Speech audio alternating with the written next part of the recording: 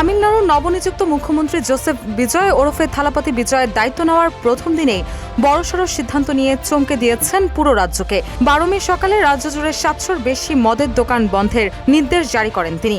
মুখ্যমন্ত্রীর নির্দেশ অনুযায়ী তামিলনাড়ু স্টেট মার্কেটিং কর্পোরেশন বা টাসমেক পরিচালিত মোট 717টি মদের দোকান অবিলম্বে বন্ধ করে দেওয়া হবে। তবে সাহসী এই সিদ্ধান্তে জনমনের প্রশংসা যেমন বাড়ছে, তেমনি রাজস্ব আয় কমে যাওয়ার আশঙ্কায় উদ্বেগও বাড়ছে রাজনৈতিক ও অর্থনৈতিক মহলে।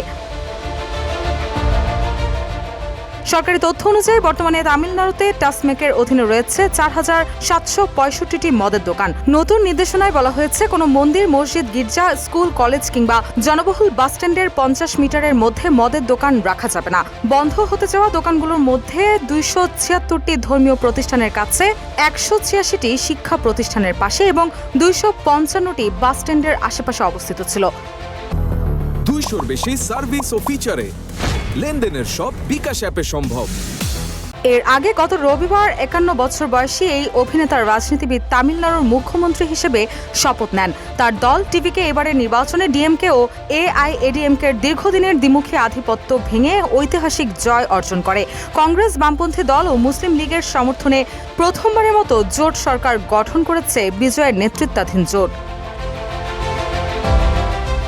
ক্ষমতায় এসেই সামাজিক সংস্কার ও জননিরাপত্তাকে সর্বোচ্চ অগ্রাধিকার দিচ্ছেন মুখ্যমন্ত্রী বিজয়। আর সেই লক্ষ্য থেকেই রাজ্য জুড়ে বিপুল সংখ্যক মদের দোকান বন্ধের এই কঠোর সিদ্ধান্ত নেওয়া হয়েছে বলে মনে করছেন অনেকেই। শুধু তাই নয়, দায়িত্ব গ্রহণের পরই তিনি একের পর এক জনকল্যাণমূলক উদ্যোগের অনুমোদন দিয়েছেন। এর মধ্যে রয়েছে সাধারণ মানুষের জন্য বিনামূল্যে 200 ইউনিট বিদ্যুৎ সুবিধা, নারীদের নিরাপত্তার বিশেষ বাহিনী গঠন এবং জেলাভিত্তিক মাদক বিরোধী বিশেষ ইউনিট তৈরির পরিকল্পনা। তবে তার এই সাহসী পদক্ষেপ নিয়ে ইতিমধ্যেই শুরু হয়েছে নানা আলোচনা। কারণ বিপুল সংখ্যক মদের দোকান বন্ধ হয়ে গেলে রাজ্যের রাজস্ব আয়ে বড় ধরনের প্রভাব পড়তে পারে বলে আশঙ্কা করছেন অর্থনৈতিক বিশ্লেষকদের একাংশ।